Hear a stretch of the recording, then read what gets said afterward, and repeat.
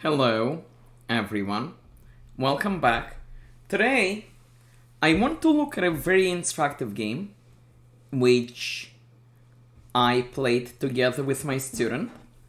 The time control was game 15 with a 10-second increment, which means that the level of chess will actually be quite high. And the opponent, although only rated 1135, actually played some very respectable moves. And the reason I want to show you this game is because of the attacking ideas involved. So let's take a look. White starts with d4, makes sense. d5, nothing special. Bishop g5. The thing about bishop g5 is I see this move a lot in Bullet, where people play bishop g5 hoping that you play pawn e6, pre-moving and lose your queen. Otherwise, this bishop is not so good over here. Okay, we asked the bishop a question. He can go here or here. He chose to drop back. We brought out our knight. Other moves are also possible, but we brought out the knight. And white decided to take. And there are two reasonable ways of taking. We decided to take with this pawn. Taking with this pawn is also fine. The downside is castling becomes a little bit more difficult, but if white castles, then we can put a rook on this line. And again, as you can see, computer says even this is absolutely okay for black. So we took this way. Now we have the two bishops, which is nice. White played d3, which makes sense. He brought out this bishop, he traded. Now it's time to bring the other bishop. We developed our bishop to f5. White checked. Thinking about this check, a lot of people like checking because they can, but this only helps black because black played c6. That's what we did. And we want to do c6 anyway because now pawn structure makes sense. And now we get to play c6, attack the bishop at the same time, which is the best of all worlds. So if you ever play chess, don't just check because you can. Make sure there is some larger goal there. Okay, white dropped the bishop back, challenging our bishop. We traded. White took back with the queen, developing the queen. We brought in our bishop into the game. That's a good bishop. White played knight d2. That's a good knight. We castle. And white castle on. And this is where the most instructive part of the game begins, because now we have opposite side castling, which means black's plan is to attack on this side by pawn storming, and white's plan is to do the same here, also by pawn storming. Why do you pawn storm? Because we want to run these pawns up, trade them for these pawns, and open up lines to the king. That's what white wants to do over here. So let's see what happened. Pawn a5. We begin the pawn storm. King b1. Not terrible, but not necessary. Pawn b5. Continue with the pawn storm. Pawn c3. Computer thinks pawn c3 is okay, but I don't think it is. And the reason it's not okay is it's now easier for us to open up some lines if we play a move like b4. Which is what we did. And white played f4. Which sort of looks like pawn storming, but the problem is now something will open over here. So what white should have done, as you can see according to the computer, is play pawn c4. And the point of pawn c4 is now once c4 is played, it's very hard for us to open things up. If we push to a3, he'll play b3. If we push and then play b3, he'll play a3. And then everything will be closed. You do not want to open your king. We can still try to open the c file, of course, but it's going to be much, much, much harder. Let's go back. White played f4. And here we made a somewhat inaccurate move because again, white can now play c4. So it would have been better to take. And white should have played c4, but instead white took, and now this line opens. We obviously took back. White attacked our bishop. Our bishop dropped back to d6. White develops their knight. Nothing special. Computer wants rook c1. The point of rook c1 is it makes it harder to bring in this knight because of the pressure on this pawn, and the rook here just makes zero sense because it's looking at nothing. We developed our knight. Also now this line is open.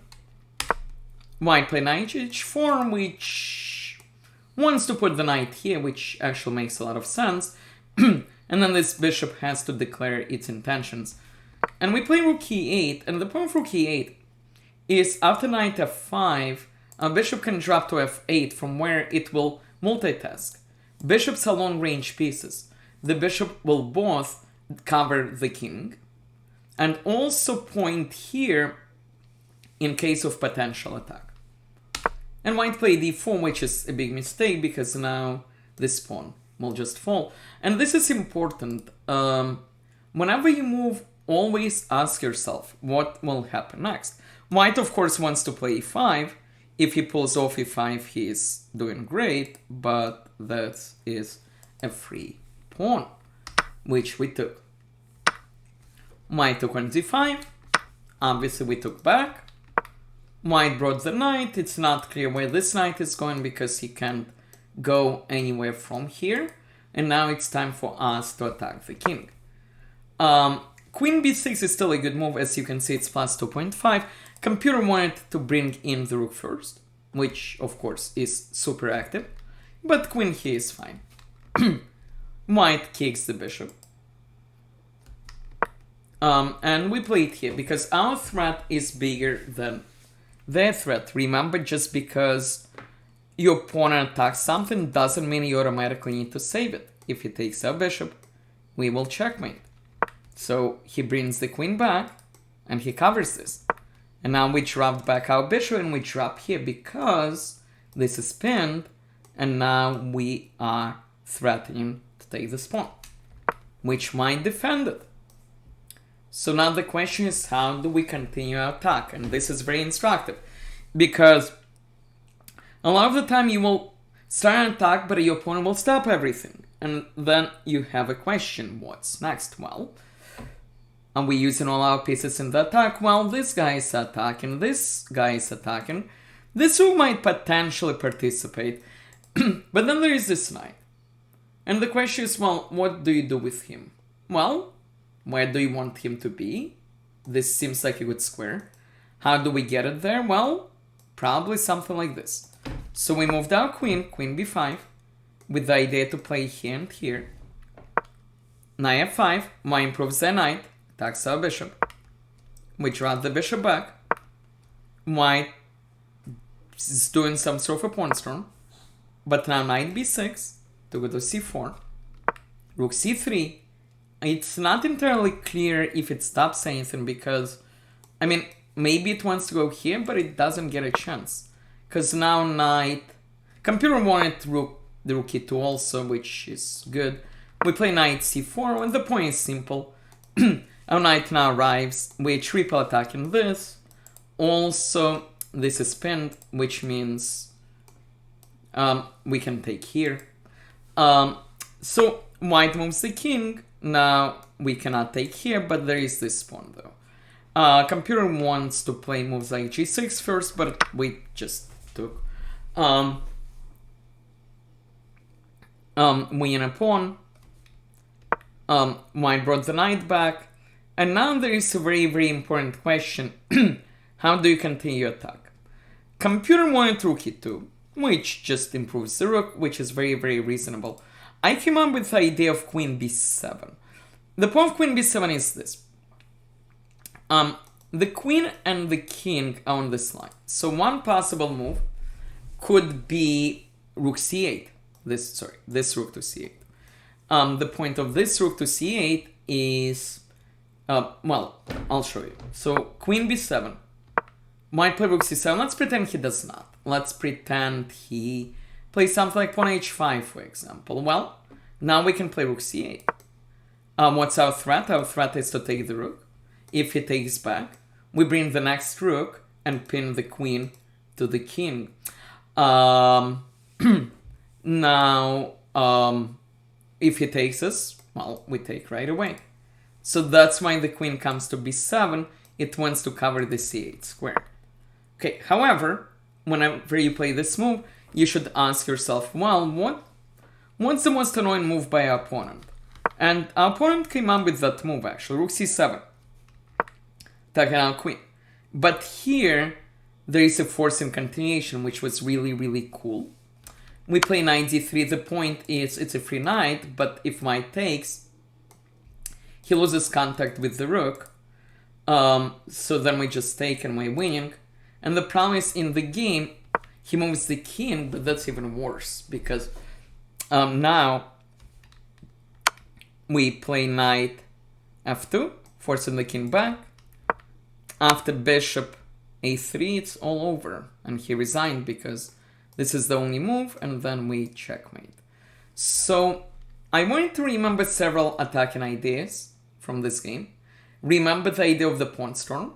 Let's go back to this position. In this position, black wants to attack white, white wants to attack black. Also remember, when you're attacking, try to use all your pieces. If your first wave of the attack is stopped, ask yourself, okay, how can we continue that? And how can I use all my pieces? And try to think ahead. Always try to think ahead. I hope you enjoyed this video. I hope you learned something. Please like, please subscribe. I'll be back soon. Thank you.